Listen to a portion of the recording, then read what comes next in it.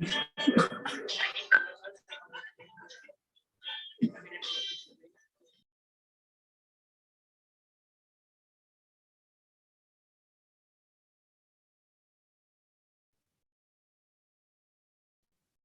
Kakak. Sehat, Mbak. Sehat, Mbak.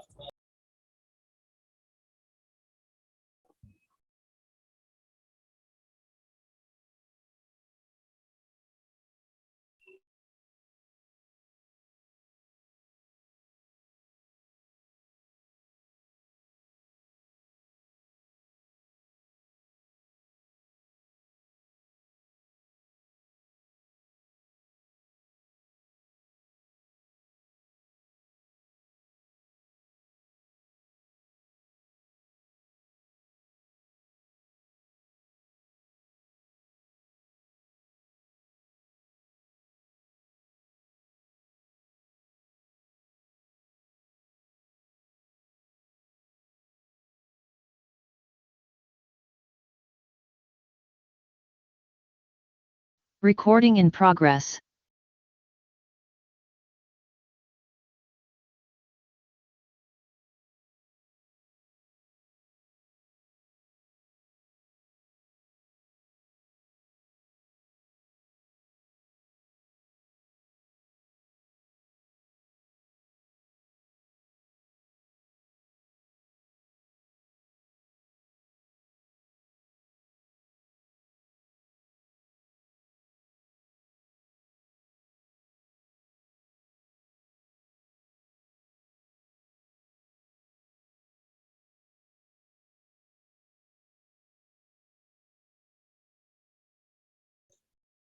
Terima kasih, Mbak.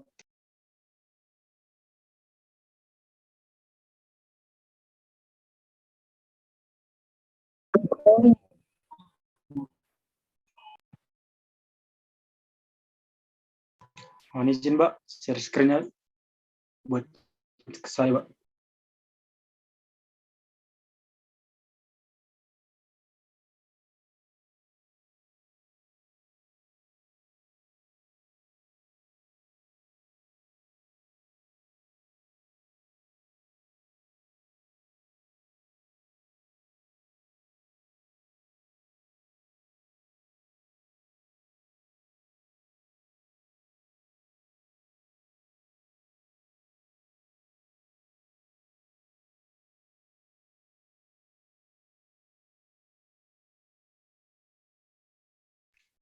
Apakah share screen-nya sudah kelihatan? Sudah.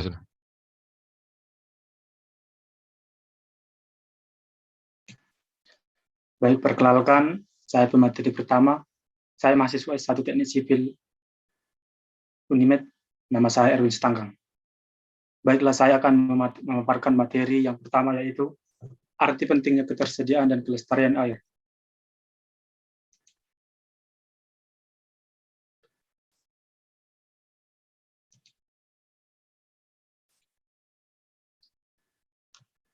Arti pentingnya ketersediaan dan kelestarian air. Indonesia sebagai negara dengan penduduk terpadat keempat di dunia, ketersediaan air bersih menjadi isu penting karena mengaruhi segala aspek kehidupan, mulai dari kesehatan hingga kesejahteraan masyarakat. Sayangnya, ketersediaan air bersih belum sepenuhnya mencukupi seluruh masyarakat. Setidaknya 58,6% warga belum memiliki akses air bersih yang layak. Padahal 70% luas wilayah negara Indonesia didominasi oleh perairan. Akan tetapi pada kenyataannya hanya 2,5% saja yang layak untuk dikonsumsi. Kondisi ini semakin diperparah dengan tercemarnya sungai-sungai yang seharusnya dimanfaatkan sebagai sumber air bersih. Berdasarkan data statistik lingkungan hidup 2018, lapor mengungkapkan kualitas air sungai di Indonesia umumnya berada pada status tercemar berat. Tercatat 82 sungai tercemar di sepanjang tahun 2016. Perubahan iklim. Perubahan iklim adalah berubahnya kondisi fisik atmosfer bumi di antara lain suhu, distribusi cuaca hujan yang membawa dampak luas terhadap sektor kehidupan manusia. Tak hanya pencemaran lingkungan, perubahan iklim yang semakin ekstrim dikhawatirkan dapat membahayakan kehidupan manusia. Banyak studi sebelumnya yang mengatakan bahwa perubahan iklim akan meningkatkan temperatur udara atau lebih dikenal dengan pemanasan global. Dalam buku Perubahan Iklim dan Implikasinya Terhadap Kehidupan, meningkatnya temperatur udara yang disebabkan oleh pemanasan global atau semakin cepatnya penguapan atau evaporasi sehingga menyebabkan air tanah semakin cepat berkurang. Air tanah yang berkurang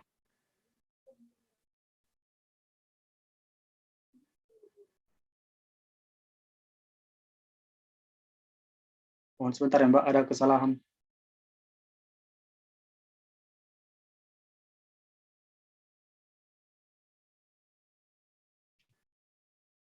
Baik, saya lanjut.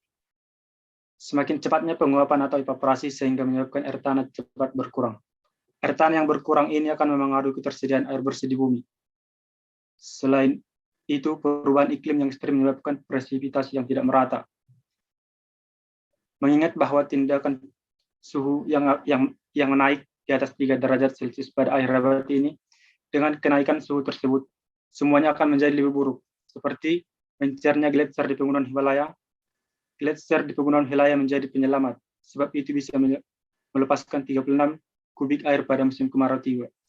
Hal ini mengatasi masalah daerah-daerah rentan kekeringan selama musim panas. Akan tetapi, dampak dari peningkatan suhu membuat Himalaya terus kehilangan esnya dan angkanya terus mengalami peningkatan. Antara 2000 sampai 2016, gletser telah menyusut 1,6 kali lebih cepat. Mengutip dari National Geographic Indonesia, glasiolog dari British Antarctic Survey, Dr. James Rickard, mengatakan ketika kekeringan terjadi, akan ada kegagalan panen dan hilangnya ternak. Itu akan membuat orang-orang bermigrasi. Sekalipun tidak bermigrasi, kekeringan tidak dapat menyebabkan konflik antar tetangga karena mereka saling bertengkar untuk mendapatkan makanan. Selain terjadi di pegunungan Himalaya, sudah banyak dampak dari pemanasan global yang baik dirasakan secara langsung maupun tidak. Salah satunya yang bisa dilakukan untuk mencegah pemanasan global dengan membatasi praktik manusia yang menciptakan emisi gas rumah kaca. Itu berarti perubahan dapat banyak pada aspek kehidupan sehari-hari, mulai dari pola makan hingga penggunaan kendaraan. Rusaknya daerah resapan air. Daerah resapan air pada hakikatnya sebuah daerah yang disediakan untuk masuknya air dari permukaan tanah ke dalam zona jenuh air sehingga terbentuk suatu aliran air dalam tanah. Ketersediaan air bersih dari tahun ke tahun cenderung menurun akibat pencemaran lingkungan dan kerusakan tangkapan air. Rusaknya daerah resapan air berakibat pada ketersediaan air pada musim kemarau. Sebab rusaknya daerah resapan air, maka akan terjadi tanah longsor dan banjir. Maka oleh sebab itu, diperlukan kesadaran masyarakat agar lebih peduli dalam menjaga keseimbangan ekosistem agar kebutuhan air bersih terpenuhi.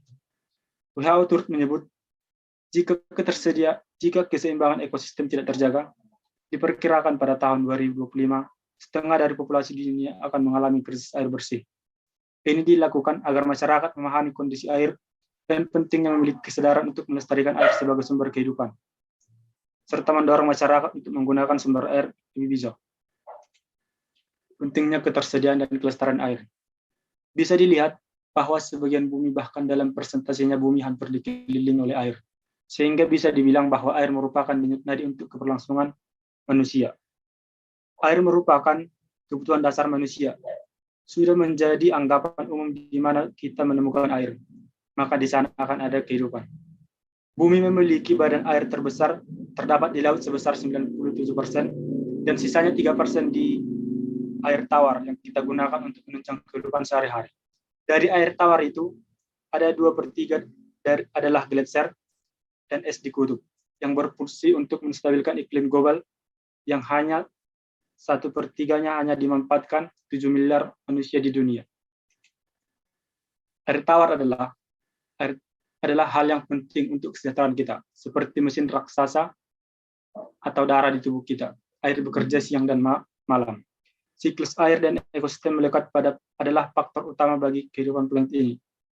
Dalam kehidupan manusia, air tawar digunakan untuk minum, mengolah makanan, mandi, transportasi, pertanian, industri, dan rekreasi. Jumlah air yang terbatas semakin banyaknya manusia menyebabkan terjadinya krisis air bersih. Selain jumlahnya, kualitas air tawar yang ada semakin rusak. Perebutan penggunaan air bersih untuk berbagai penggunaan menyebabkan hilangnya akses yang layak terhadap air bersih bagi sebagian orang. Perilaku boros air bersih menyebabkan semakin banyak lagi orang yang kehilangan akses terhadap air bersih. Menurut PBB, lebih dari 1 miliar orang tidak memiliki akses terhadap air bersih. 3 miliar orang tidak memiliki layanan sanitasi yang memadai. Angka kematian akibat penyakit menular melalui air yang kurang bersih mencapai 3 juta kematian per tahun. Selain manusia yang tinggal di daerah dengan ketersediaan air yang kurang, kualitas sungai yang kurang baik menyebabkan mereka tinggal di dekat badan air yang juga mengalami kesulitan akses air bersih dan sanitasi yang baik. Pencemaran sungai seperti untuk industri, pertanian, kegiatan domestik menambah beban sungai sehingga tidak mampu lagi menyediakan manusia penghuni bantaran sungai dengan air yang berkualitas baik. Penghuni bantaran sungai saat ini terpaksa memanfaatkan air kotor untuk sehari-hari. Air suatu zat yang penting dalam kehidupan. Tanpa air, semua makhluk hidup yang ada di bumi akan mati. Tanpa air, manusia akan kehausan. Kekurangan zat air di badannya dapat menyebabkan kematian. Tanpa air, hewan juga akan kehausan dan akhirnya mati. Begitu pula tanah. Tanpa air akan menjadi tandus dan gersang. Tumbuh-tumbuhan akan lahir dan kering hingga kemudian mati. Masalah air adalah masalah dunia dan masalah kehidupan. Karena tanpa air, semua kehidupan di bumi akan mati. Awalnya, semua air itu bersih. Dapat digunakan untuk membersihkan segala sesuatu dari kotoran, seperti mandi, mencuci, dan untuk minum. Artinya bagi kesehatan, baik individu, keluarga, masyarakat, maupun lingkungan. Akan tetapi, kenyataannya, air bersih sekarang itu susah didapatkan karena air mulai tercemar. Tidak bersih lagi seperti asal mulanya dahulu, karena disebabkan oleh perilaku dan perbuatan manusia yang tidak bersahabat dengan alam. Perilaku manusia yang buruk terhadap air, seperti membuang sampah pada sungai sehingga menyebabkan sungai tercemar dan menyebabkan ikan-ikan terpapar mati, hingga kondisi air yang buruk tidak bisa lagi digunakan sebagaimana mestinya oleh manusia. Air yang tercemar menyebabkan rusaknya ekosistem dan kelestarian alam bahkan terancam. Kehidupan manusia yang akan menimbulkan berbagai penyakit yang disebabkan oleh air yang tidak bersih lagi. Akibatnya, hilangnya kesadaran manusia akan pentingnya air. Pencemaran air. Pencemaran air merupakan masalah global utama yang membutuhkan evaluasi dan revisi kebijakan sumber air pada tingkat nasional, internasional, hingga sumber air pribadi dan sumur. Telah dikatakan bahwa polusi air adalah penyebab terkemuka untuk kematian dan penyakit akibat pencemaran air bagi masyarakat.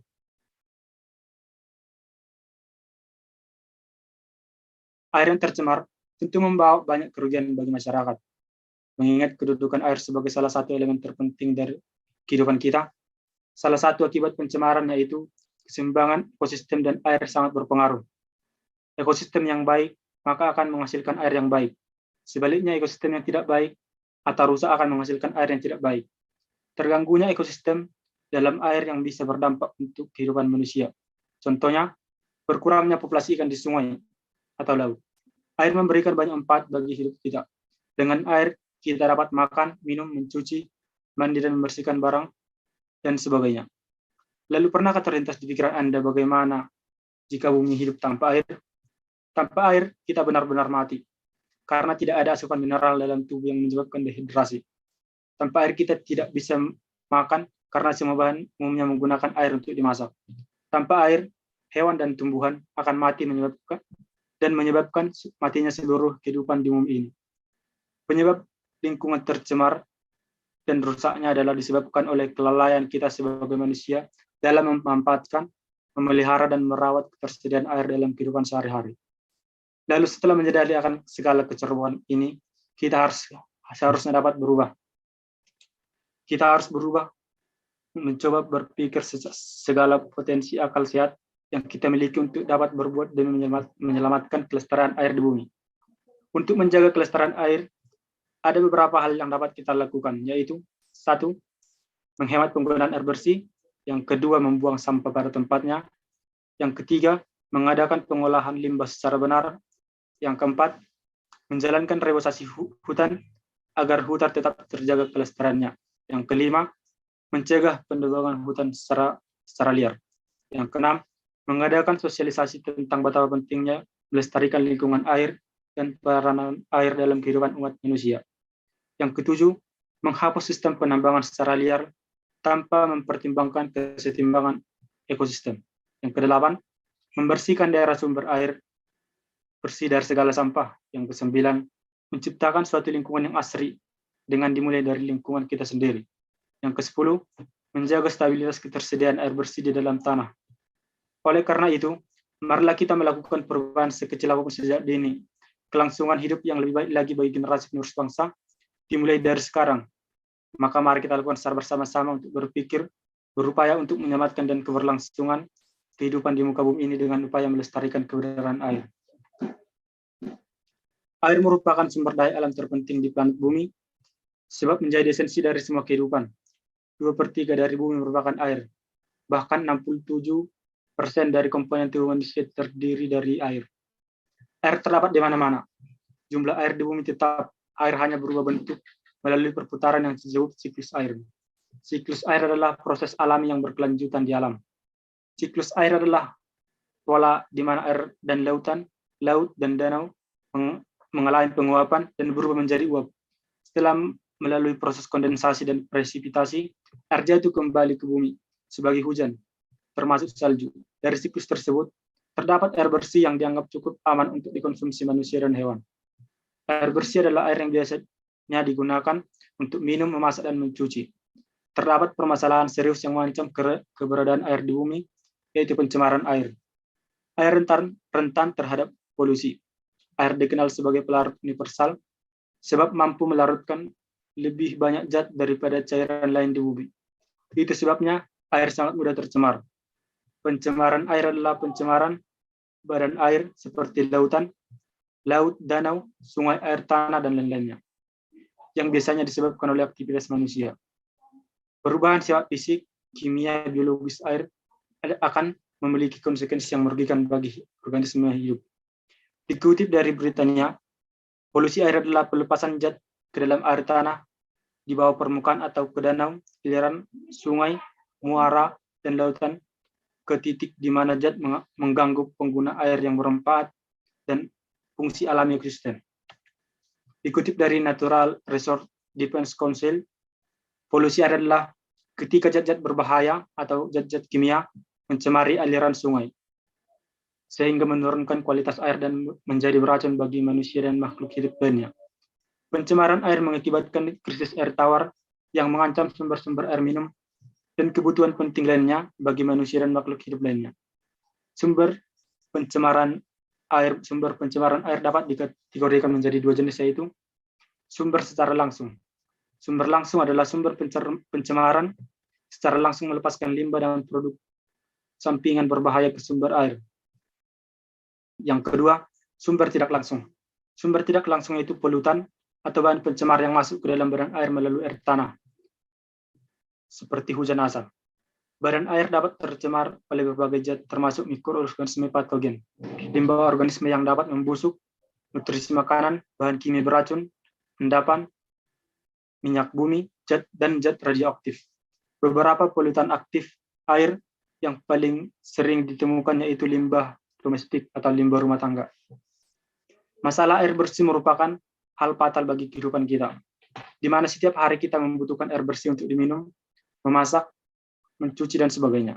Dengan air bersih kita tentunya akan terhindar dari penyakit. Kalau kita tahu, saat ini masalah air bersih adalah barang langka di negeri ini, apalagi kota-kota besar seperti Jakarta. Air bersih merupakan barang mahal yang sering diperjualbelikan. Tidak seperti halnya beberapa bulan tahun yang lalu, saat itu air bersih mudah diperoleh dan selalu berlimpah mengalir dari sudut tanah negeri kita ini. Karena pada waktu itu belum terdapat banyak polusi air dan udara. Polusi air dapat menimbulkan dampak negatif, tidak hanya manusia tetapi juga terdapat dampak pencemaran, diantaranya penyakit, kerusakan ekosistem, eutrifikasi, gangguan rantai makanan. Dan berikut ini beberapa penjelasan mengenai akibat pencemaran air. Satu, penyakit pada manusia. Yang kedua, kerusakan ekosistem. Ekosistem sangat dinamis dan merespon perubahan lingkungan, bahkan yang terkecil sekalipun. Polusi air dapat menyebabkan seluruh ekosistem rusak jika tidak dibiarkan. Yang ketiga, eutrofifikasi. Eutrofifikasi adalah masuknya bahan kimia ke dalam badan air yang mendorong pertumbuhannya ganggang. Ganggang ini membentuk lapisan di atas kolam atau danau lalu mengurangi oksigen ke dalam badan air. Akibatnya, benaran tersebut akan terdampak. Yang keempat, gangguan rantai makanan. Polusi air menyebabkan dampak negatif pada rantai makanan. Gangguan pada rantai makanan ini terjadi karena racun atau polutan di dalam air yang dikonsumsi oleh hewan. Pencegahan pencemaran air. Yang ada cara terbaiknya untuk mencegah pencemaran air dalam skala besar adalah dengan mencoba dan mengurangi efek berbahaya. Ada berbagai perubahan kecil yang bisa kita lakukan sebagai manusia untuk melindungi diri dari kemungkinan kelangkaan. Upaya yang dapat kita lakukan untuk mencegah pencemaran air yaitu yang pertama, hemat air. Pemborosan air adalah masalah utama di dunia. Manusia baru menyadari permasalahan ini. Perubahan yang kita lakukan dapat diyakini membuat perubahan besar. Yang kedua, pengolahan limbah yang lebih baik. Mengolah limbah sebelum membuang ke badan air membantu mengurangi polusi air dalam skala besar. Yang ketiga, penggunaan produk ramah lingkungan. Penggunaan produk ramah lingkungan yang dimaksud dengan menggunakan produk-produk mudah larut yang tidak diteruskan menjadi polutan. Manusia dapat mengurangi jumlah polusi air yang disebabkan oleh limbah rumah tangga dengan menggunakan produk ramah lingkungan. Berikut ini akan dipaparkan cara menjaga kelestarian air yang dapat menjaga keberlangsungan makhluk hidup. Yang pertama, menjaga lingkungan. Upaya menjaga lingkungan, maka air di sekitar kehidupan tidak akan mudah tercemar. Sehingga air yang dipakai dan dikonsumsi yang tidak tercemar dan kotor serta aman untuk digunakan. Sampah-sampah yang ada di sungai, di selokan maupun di jalanan sangatlah berpengaruh terhadap kelestarian air yang dikonsumsi oleh makhluk hidup, sebab dapat mencemari air dan mempengaruhi kebersihan air sebelumnya. Yang kedua, mengurangi penggunaan air. Yang ketiga, membuang sampah pada tempatnya. Yang keempat, meminimalisir penggunaan bahan kimia. Yang kelima, membuang bahan kimia dengan benar. Yang keenam, mendaur ulang bahan bekas dengan barang-barang yang dapat didaur ulang. Yang ketujuh, mengadakan penyuluhan. Yang kedelapan, mencegah adanya penebangan pohon secara liar. Yang kesembilan, mengadakan reboisasi pada hutan. Yang kesepuluh, tidak membuang limbah pabrik sembarangan. 11, pengecekan saluran pipa air secara rutin. Yang ke-12, menjaga kestabilitasan ketersediaan air bersih di sumber-sumber air. 13, menciptakan lingkungan yang asri di lingkungan kita. 14, menggunakan shower ketika mandi. Hal ini sangat perlu diperhatikan bagi kalangan yang biasanya mandi dengan cara berendam. Dengan berendam, maka air yang dipakai untuk berendam tersebut akan terbuang sia-sia, sehingga terjadi pemborosan air dan mengurangi kelestarian terhadap air. 15, tidak mengambil air sumur secara berlebihan. Ketika kita mengambil atau menggunakan sumur-sumur seperti sumur resapan, kita akan mengambilnya secara sangat berlebihan tanpa memikirkan betapa pentingnya menghemat sumber air yang memberikan manfaat sumur resapan. Sebab jika air bersih yang ada di sumur-sumur tersebut dikuras atau diambil secara berlebihan, maka sumber air tersebut akan berkurang, sehingga akan terjadi kekeringan di masyarakat. Dampak tidak menjaga kelestarian air yaitu, jika kehidupan ini kekurangan air, maka akan terjadi dehidrasi, dan kebutuhan air akan marak di mana-mana. Dengan adanya air, meskipun kita lapar, air dapat menahan lapar tersebut. Selain itu, air dapat memperbaiki kemampuan dan daya tahan tubuh manusia. Manusia akan lebih dapat bekerja keras jika memiliki asupan air yang cukup. Dengan air yang bersih, dapat mengurangi risiko penyakit yang berdampak pada makhluk hidup, seperti batu ginjal, kanker kandung kemih, dan jika mengonsumsi air dapat mencegah sembelit. Namun, air tidak selamanya menjadi dengan baik seperti halnya air bisa menjadi musuh dalam hidup ini, seperti kejadian bencana alam yang disebabkan oleh air. Oleh karena itu, dengan melestarikan air di sekitar kita, maka sumber air seperti sumur menjadi bersih dan dapat digunakan oleh makhluk hidup. Selain itu, keuntungan tidak hanya bagi manusia itu sendiri ataupun makhluk hidup, tetapi juga bagi lingkungan kita yang akan menjadi bersih dan indah. Sekian topik yang saya bawakan. Terima kasih.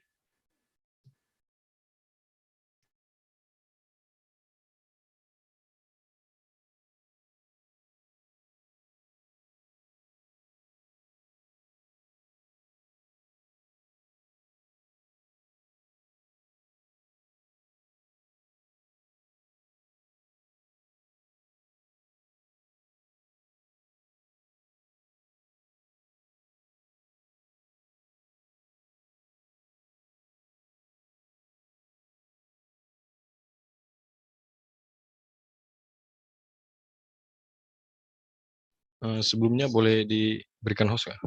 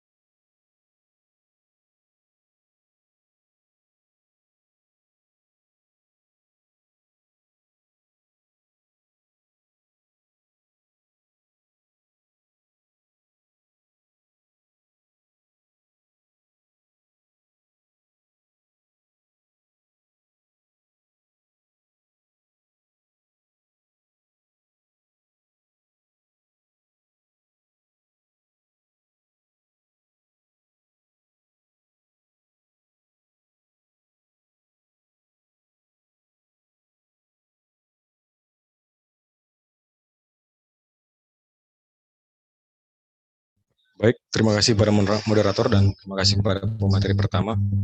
Nah, teman-teman, dari materi apa yang disampaikan pada pemateri 1, selanjutnya dari arti pentingnya air tadi, apa yang kita lakukan untuk menjaga air dan yang ada di bumi ini.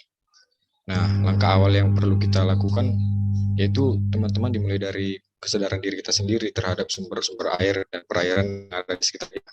Oleh karena itu, saya pemateri kedua akan menyampaikan topik mengenai partisipasi masyarakat terhadap pembangunan sumber daya air berkelanjutan. Kita masuk kepada definisinya, apa sih partisipasi masyarakat tersebut.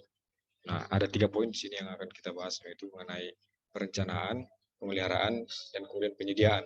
Dari 3 poin ini dapat kita simpulkan bahwa partisipasi masyarakat itu merupakan pembangunan yang ada pada dasarnya merupakan suatu bentuk keterlibatan dan keikutsertaan kita masyarakat secara aktif dan sukarela dari dalam diri kita sendiri untuk menjaga kelestarian dan pembangunan sumber daya air. Nah, partisipasi masyarakat di sini bukanlah suatu mobilisasi masyarakat, tapi partisipasi masyarakat di sini merupakan suatu bentuk kerjasama kita dengan pemerintah dan sebagai makhluk sosial yang memanfaatkan air dalam kehidupan kita sehari-hari. Nah, bentuk-bentuk dari partisipasi ini mulai dari perencanaan yang artinya bahwa kita masyarakat ini turut juga dalam menyampaikan aspirasi kita kepada pemerintah mengenai apa-apa saja yang kita perlukan yang untuk memanfaatkan air agar dapat kita manfaatkan secara optimal dan tidak berlebihan. Kemudian ada aspek pemeliharaan yang maksudnya setelah adanya bangunan tersebut, bagaimana kita memelihara bangunan yang ada dan bagaimana kita memelihara kualitas air tersebut. Dan kemudian ada penyediaan yang artinya di sini bahwa air yang ada ini, yang saat ini meskipun kita lihat melimpah, bukan berarti kita dapat melakukan pemborosan. Namun di sini kita dituntut untuk lebih bijak dalam mengelola air yang ada. Nah, kemudian apa saja sih objek penggunaan air tersebut? Nah, di sini ada 4 objek pengguna air. Yang pertama yaitu ada objek domestik. Objek domestik di sini merupakan objek utama pengguna air. di mana objek domestik ini bergantung pada sumber daya air secara langsung, seperti kita yang ada di rumah saat ini. Nah, keperluan-keperluan apa saja yang biasa kita gunakan seperti kebutuhan pokok sehari-hari lah, seperti memasak dan banyak hal lainnya. Dan untuk bagian dari pengguna objek domestik ini juga seperti ekosistem alam, seperti flora dan fauna. Kemudian ada kedua, yaitu objek non domestik. Objek non domestik di sini maksudnya mencakup kawasan perindustrian, UMKM dan perkantoran, di mana penggunaannya atas dasar usaha ataupun jasa yang di mana pada kawasan ini memanfaatkan air untuk suatu keperluan untuk suatu usaha. Nah, selanjutnya yaitu ada SPAM. SPAM di sini maksudnya itu sistem penyedia air minum. Nah, sistem penyediaan air minum di sini memanfaatkan air dalam volume air yang lebih besar, di mana maksud dari penggunaan air di sini ditujukan juga untuk penyediaan air yang layak konsumsi yang akan disebarkan juga kepada masyarakat umumnya. Kemudian yang terakhir ada objek pengguna air yang yaitu pada fasilitas publik. Salah satu fasilitas publik yang memanfaatkan air juga di sini seperti kalau kita lihat sehari-hari seperti yang ada dilihat dalam kehidupan kita secara langsung, yaitu taman-taman di kota dan pemadam kebakaran. Nah, saya ingin membahas sedikit mengenai penggunaan air pada taman kota. Mungkin sekilas kita melihat penggunaan air di sana tampak seperti pemborosan, seperti air pancur. Namun teman-teman perlu diketahui bahwa air yang kita lihat pada air pancuran tersebut meskipun tampak mulai keruh, dia di sana tidak menunjukkan kualitas yang sangat buruk. Karena pada daerah taman itu jarang kita temukan pencemar atau limbah-limbah seperti yang ada di sekitar kita, seperti limbah masyarakat. Sehingga air yang ada di taman tersebut masih dapat untuk kita daur ulang atau mampu kita kendalikan lagi kualitas airnya untuk kita perbarui. Sehingga kalau dalam kata pemborosan di sana tidak termasuk dalam pemborosan juga. Kemudian dari objek-objek penggunaan air ini ada di sana yang pemanfaatan air tersebut. Adanya dasar hukum ini berarti bahwa penggunaan air yang ada saat ini tidak dapat, meskipun masyarakat bebas memanfaatkannya, bukan berarti dapat kita gunakan secara sembrono. Adanya dasar hukum ini merupakan bukti kepedulian dari pemerintah dan keseriusan dari pemerintah untuk berpartisipasi dalam pembangunan sumber daya air. Adapun beberapa dasar hukum dalam partisipasi pembangunan sumber daya air itu, yaitu Undang-Undang Nomor 17 tahun 2019 dan kemudian ada Undang-Undang Nomor 7 tahun 2004. Secara garis besarnya disampaikan di sana bahwa sumber daya air merupakan sumber daya air dan daya air yang terkandung di dalamnya. Kemudian pengelolaan sumber daya air adalah upaya merencanakan, melaksanakan, memantau, dan mengevaluasi penyelenggaraan konservasi sumber daya air dan pendaya gunaan sumber daya air. Nah, atas dasar ini terdapat beberapa prinsip dalam partisipasi terhadap pembangunan sumber daya air, yaitu yang pertama ada konservasi sumber daya air. Konservasi sumber daya air ini merupakan upaya pemeliharaan keberadaan serta keberlanjutan keadaan dan fungsi sumber daya air agar senantiasa tersedia dalam kehidupan kita sehari-hari untuk memenuhi kebutuhan kita sendiri dan makhluk hidup lainnya yang ada di bumi ini. Nah, konservasi ini merupakan penggunaan air secara secukupnya untuk memenuhi kebutuhan air untuk pada waktu sekarang dan yang akan datang. Nah, pada konservasi sumber daya air ini terdapat 5 poin utama dalam konservasi, yaitu perlindungan dan pelestarian sumber daya air. Dalam perlindungan dan pelestarian air ini, yang pertama itu di sana terdapat pemeliharaan. pemeliharaan kelangsungan fungsi dari resapan air itu sendiri. Kemudian ada pengendalian pemanfaatan sumber air.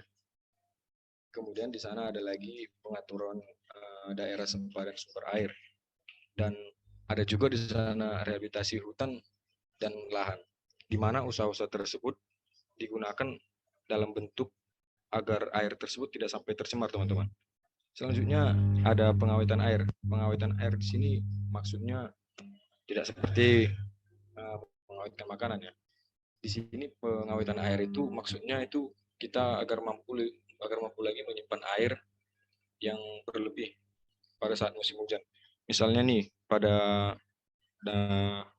mungkin ada di daerah tempat tinggal teman-teman, seperti kalau saya lihat di pedesaan itu beberapa masyarakat masih ada membangun sebuah bak tempat penampungan air hujan yang dialirkan dari talang di atas rumahnya ya.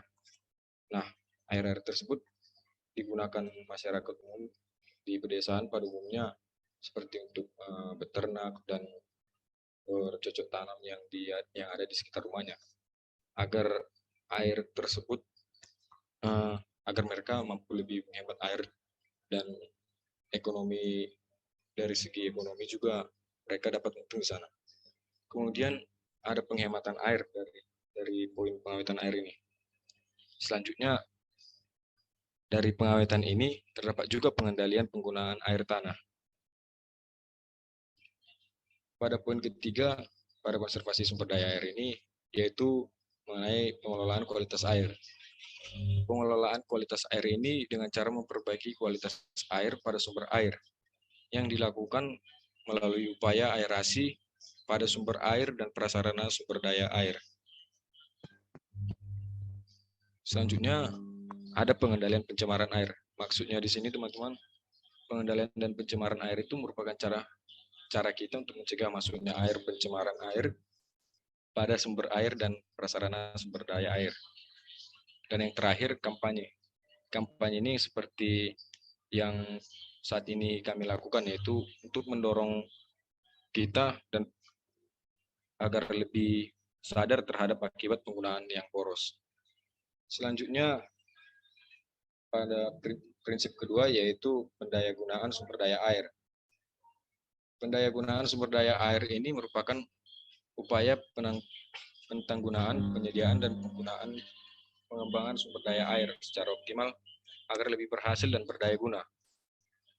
Nah, pendayagunaan sumber daya air ini juga merupakan pemanfaatan air secara optimal, di mana pada praktiknya melalui kegiatan inventarisasi potensi air dan perencanaan pemanfaatan air. Selanjutnya, prinsip ketiga yaitu pengendalian daya rusak air. Pengendalian daya rusak air di sini dilakukan secara menyeluruh yang mencakup usaha-usaha kita dalam mencegah, menanggulangi, dan memulihkan sumber daya air tersebut. Nah, daya air yang merugikan ini tentunya akan mengganggu kesehatan kita yang disampaikan seperti materi 1 tadi ya. Nah, pengendalian air ini merupakan upaya untuk mencegah dan menanggulangi memulihkan kerusakan kualitas lingkungan yang disebabkan oleh air itu sendiri. Kemudian sistem yang keempat yaitu sistem informasi sumber daya air. Ini berarti tersangkut pada penggunaan teknologi. Nah, contoh dari aplikasi dari sistem informasi ini seperti yang ada di tiap-tiap jaringan irigasi ataupun perairan yang ada di bangunan irigasi seperti di Jakarta pada saat terjadi banjir itu, sebenarnya informasi akan terjadi banjir itu sudah ada di sistem informasinya teman-teman. Nah, dari sistem informasi ini oknum yang terlibat di sana sudah tahu antisipasi apa yang akan dilakukan selanjutnya. Nah, apabila tidak tertahan lagi, yang akan terjadi memungkinkan luapan air akan lebih besar daripada volume bangunan itu sendiri sehingga terjadinya banjir. Dan beberapa sistem informasi sumber daya air lainnya dapat ditemukan juga di beberapa jaringan irigasi lainnya. Yang selanjutnya yang terakhir ada prinsip partisipasi masyarakat, yaitu sistem melingkar. Sistem melingkar ini maksudnya seperti Kota Medan yang pada 3 tahun terakhir ini mengalami pertumbuhan penduduk dari tahun 2018 hingga tahun 2020. Nah, dengan meningkatnya jumlah penduduk ini berpengaruh besar terhadap sumber-sumber daya air yang ada di kota tersebut atau di wilayah tersebut. Maka kita perlu memikirkan suatu sistem seperti sistem melingkar ini, bukan suatu sistem yang lurus, yang maksudnya di sana bahwa kota tersebut yang membuang polusinya ke saluran air yang akan menyebabkan masalah pada orang itu juga. Sebaliknya air limbah yang ada di daerah tersebut harusnya dikelola dan harusnya disanggupi untuk pengelolaannya sendiri agar daya air itu ataupun air-air yang ada di sana dapat kita pakai.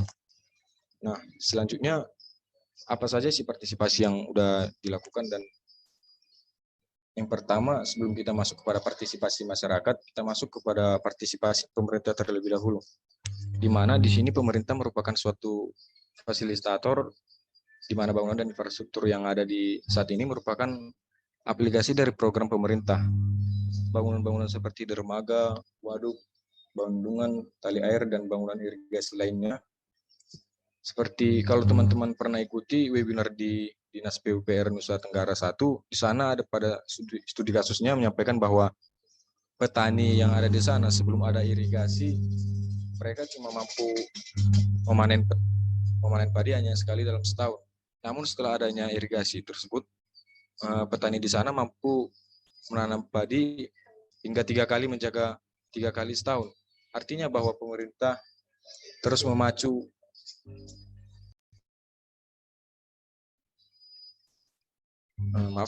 artinya bahwa pemerintah di sana terus memacu untuk berpartisipasi dalam menjaga keseimbangan dan pengelolaan sumber daya air untuk dimanfaatkan dengan tepat. Kemudian pengairan air tidak lepas dari struktur yang dibuat oleh pemerintah. Nah, di sini di tiap bangunan yang dirancang itu, teman-teman, sebelumnya sudah dirancang dulu sampai kapan bangunan itu bertahan. Nah, umur bangunan itu sendiri dipengaruhi oleh kondisi bangunan itu sendiri. Seperti yang kita lihat pada grafik berikut, pada grafik ditunjukkan adanya aspek kondisi prasarana dan adanya umur layanan, di mana semakin baik kondisi prasarana tersebut, maka umur layanan bangunan tersebut juga akan semakin lama. Nah, untuk sampai kapan bangunan tersebut bertahan, ini merupakan suatu bentuk partisipasi dari kebutuhan dari bahwa pemerintah membutuhkan juga partisipasi masyarakat untuk menjaga umur bangunan tersebut dengan memanfaatkan bangunan-bangunan tersebut dengan baik. Nah, selain itu banyak juga beberapa partisipasi masyarakat yang diperlukan. Seperti pertama, pada program nasional pemberdayaan masyarakat. Pada program PNPM ini atau program nasional pemberdayaan masyarakat ini merupakan program nasional yang ditargetkan di desa-desa atau pada suatu wilayah di mana pengelolaannya sendiri adalah masyarakat itu sendiri, teman-teman. Contoh program ini, contoh kasusnya yang pertama seperti pada suatu desa kesulitan dalam mendapatkan air bersih. Nah, pada program PNPM ini masyarakat dituntut untuk berpartisipasi dan berinisiatif untuk menyumbangkan tenaganya pada pengelolaan air bersih. Bagaimana sih proses pengelolaan air bersih itu? Nah, pada proses itu ada 7 proses standar seperti koagulasi, pengendapan, penyaringan, disinfeksi, pengeringan lumpur, dan fluoridasi, serta koreksi pH. Dari bahasanya sendiri,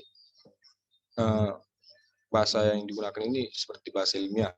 Nah, di sini mungkin tidak semua masyarakat mampu untuk memahami pengelolaan itu sendiri. Nah, di sini pemerintah di sini pemerintah mengajak masyarakat untuk belajar dalam uh, pemahaman saja secara singkat mengenai pengelolaan air itu sendiri. Bagaimana air itu dapat dikelola dan partisipasi masyarakat yaitu dalam menyumbangkan tenaganya dalam membangun aliran-aliran air dan menjaga bangunan yang sudah tersedia dalam penyaluran air tersebut. Nah, selanjutnya ada poin kedua yaitu masyarakat ikut serta dalam perencanaan. Pada poin 2 ini maksudnya bahwa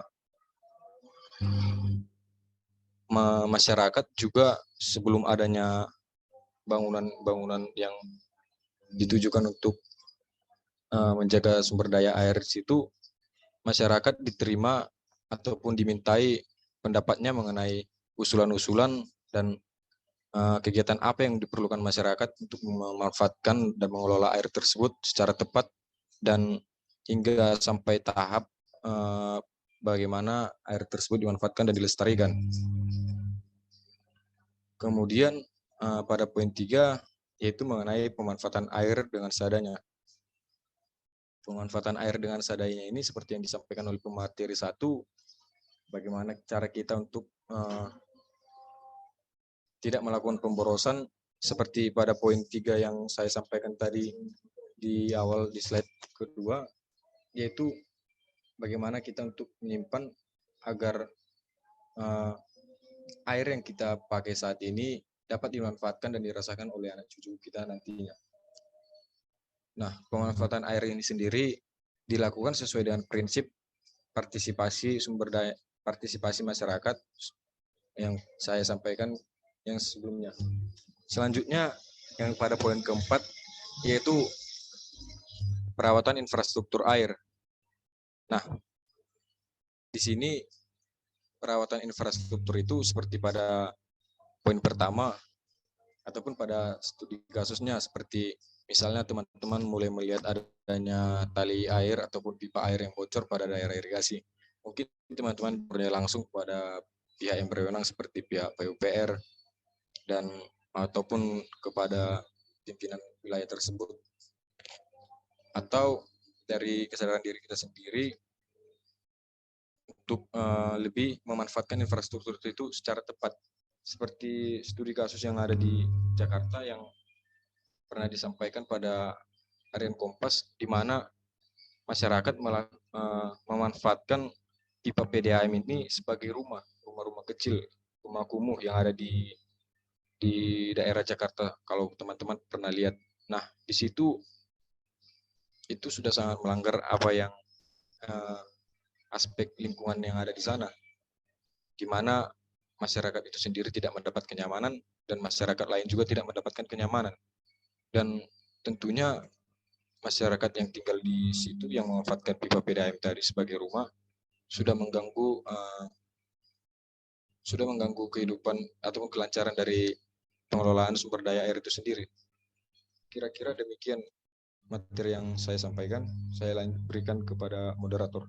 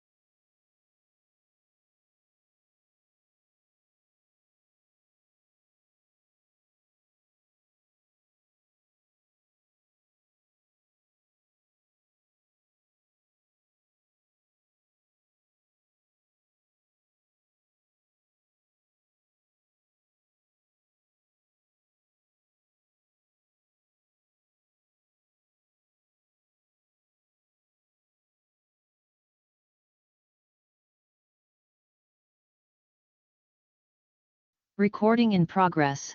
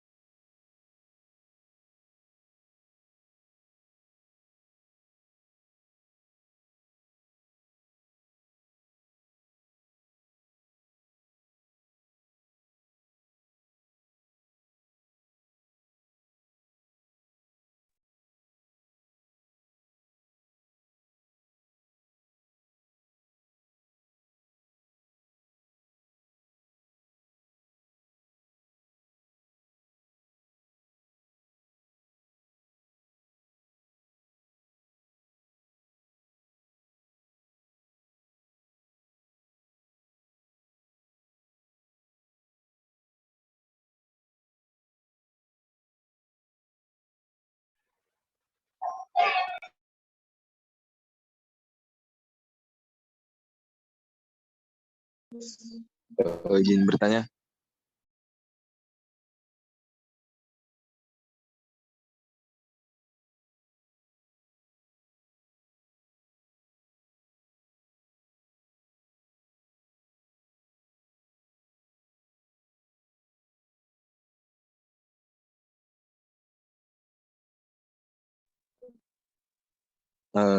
Saya perkenalkan, sebelumnya saya Muhammad Rifai dari Teknik Sipil Unimed. Jadi tadi kan yang dibahas oleh para pemateri tadi ya, ada yang saya dengar tadi, yang saya tangkap itu tentang partisipasi masyarakat dalam pengelolaan sumber daya air. Nah, jadi yang ingin saya tanyakan kan saya sendiri nih, saya kan sekarang posisinya sebagai mahasiswa. Jadi sebagai masyarakat juga, apa yang sebenarnya bisa saya lakukan dalam hal untuk berpartisipasi dalam pengelolaan sumber daya air? Mungkin itu saja. Mungkin dari kedua pemateri boleh bantu saya menjawabnya. Terima kasih.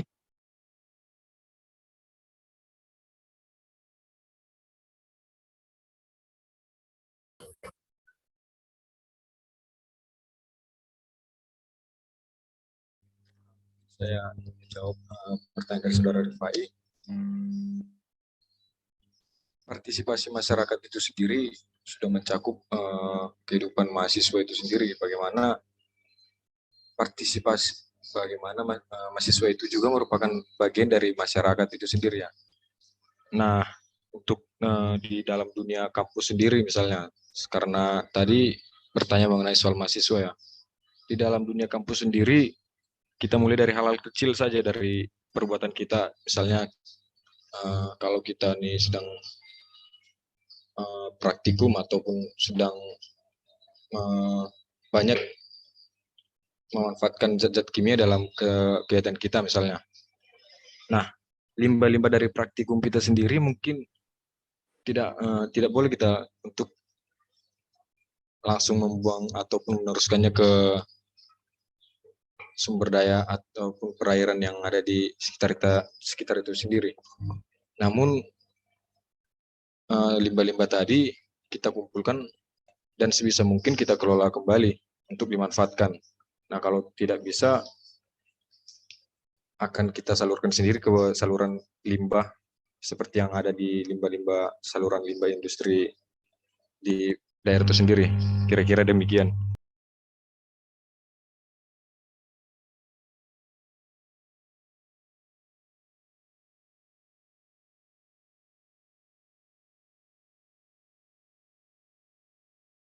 Baik, mungkin sudah cukup jelas ya tadi jawabannya. Terima kasih Mas Joshua. Mungkin saran dari Mas Joshua tadi bisa membantu saya.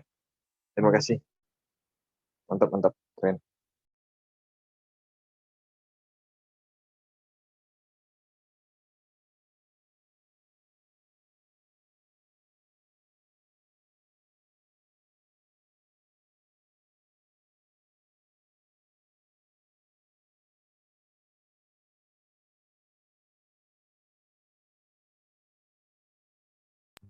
sekedar informasi teman-teman, waktu webinar kita mungkin 10 menit lagi. Mungkin ada yang ingin bertanya agar lebih segera. Mohon maaf sebelumnya.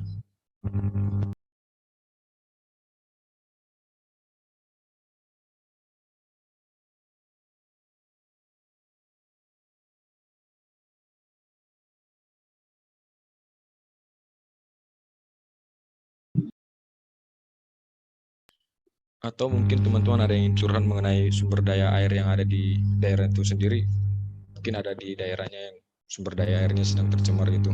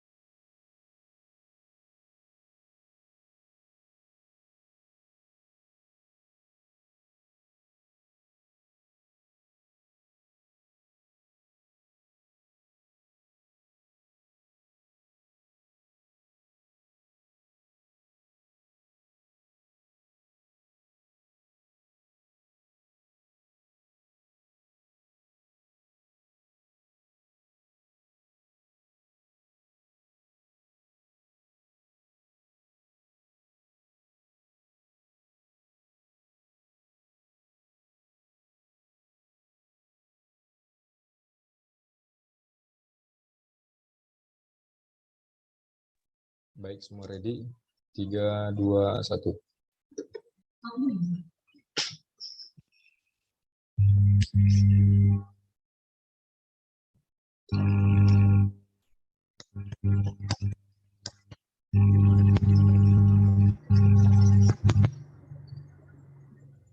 Baik, pada slide 2. Semua ready? 3, 2, 1. Yuk.